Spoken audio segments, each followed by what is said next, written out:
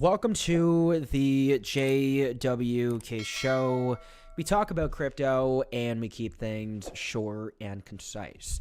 A quick thank you to our sponsor as well, cryptocurrency exchange BitUnix. Check them out by using the link in the description below and trade XRP with no KYC.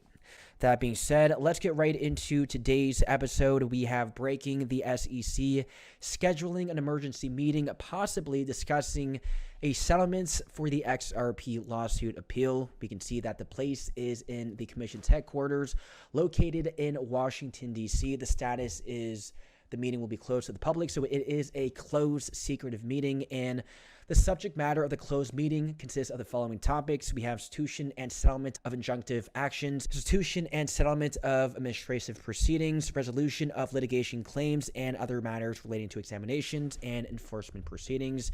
And as of now, there is no dates for this secret meeting. We'll probably find that out on a later date. Now, as we said, everything is all pre-planned, including this case, and we have this scene from BG123. BG has a very interesting hand. We have a full house or three jokers, and then we have Brad Garlinghouse as the knight, and we have a hitting card up his sleeve. We can see a dirty ace up his sleeve, so we could see Ripple doing something that we can't even imagine them doing. And the characters are playing for, we can see the books, transparency. We can say this is regulations or the case. And we have the SEC's hand over here as well. So again, based on the scene, it seems like Ripple has a secret plan up their sleeve, an ace up their sleeve, a card up their sleeve.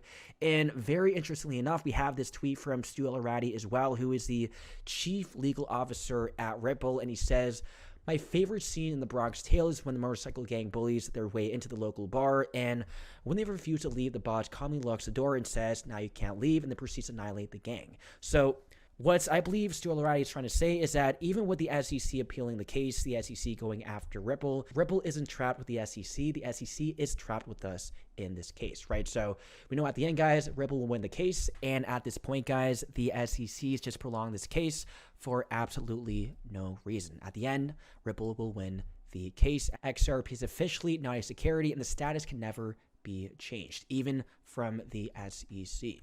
Now, Ripple has also been involved with the government and banks since their early formation as a tech company. We have all the way during the early days, FinCEN declaring XRP as a virtual currency. And FinCEN is the Financial Crime Enforcement Network, a bureau within the United States Department of the Treasury that collects and analyzes information about financial transactions to combat domestic and international money laundering, terrorist financing, and other financial crimes. And this group, this government group, is literally calling XRP a virtual currency and not a security, right? So this is a massive statement from a government agency. XRP is not a security, it is a virtual currency. And also all the way back in 2015, we have Ripple and Coinbase, the two industry leaders, teaming up and explaining the new global financial system, the Internet of Value, at the Banking and Finance hearing of March of 2015. And now we have the SEC going after both Coinbase and Ripple. And in fact, we have the SEC going after every major successful company. We have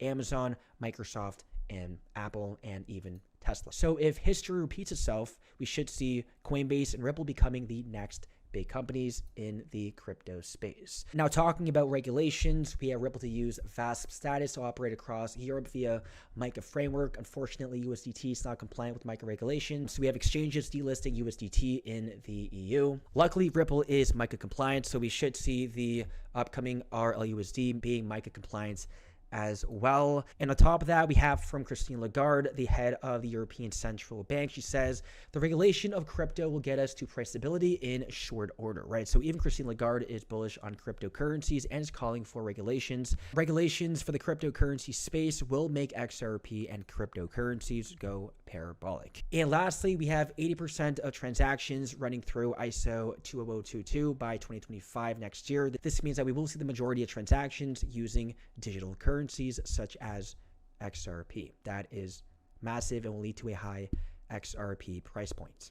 That's it for the video. Hope you guys enjoyed, and I'll see you guys in the next one.